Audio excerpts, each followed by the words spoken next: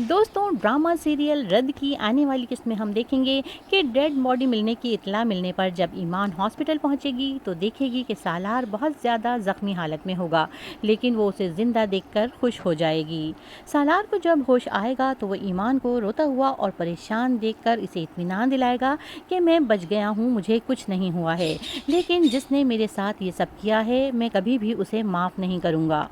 और सालार ईमान से कहेगा कि ईमान जी, ये जंग मैं खुद लड़ूंगा, क्योंकि अगर आप दरमियान में आई तो आपको नुकसान पहुंच सकता है और ये मुझे बर्दाश्त नहीं होगा। और जब तक मैं अपनी माँ से छीनी हुई हर चीज़ इन लोगों से वापस नहीं ले लूँगा, चैन से नहीं बैठूंगा। और जब लईक मामू को पता चलेगा कि सालार पर जानलेवा हमला किया गया है तो वो परेशान होकर इसे वीडियो कॉल करेंगे और कहेंगे कि इतने सालों से तो किसी में इतनी हिम्मत नहीं हुई थी कि तुम्हें हाथ लगाता, लेकिन इस लड़की के आने के बाद ये सब अचानक क्या हो रहा है? कहीं ये सब इसी लड़की का किया धरा तो नहीं है कि वो तुम्हारी दौलत और जायदाद पर कब्जा करने के लिए तुम्हारी जान लेना चाहती हो?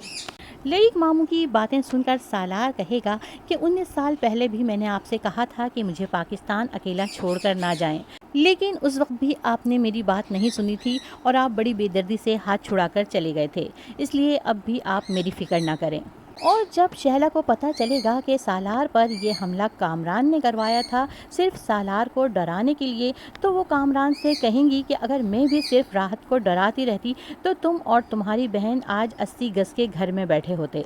और दूसरी तरफ जैन, जो कि ये समझता है कि इसका हंसता बसता घर ईमान की वजह से बर्बाद हुआ है और उसकी माँ भी उसे ईमान की वजह से ही छोड़कर चली गई है,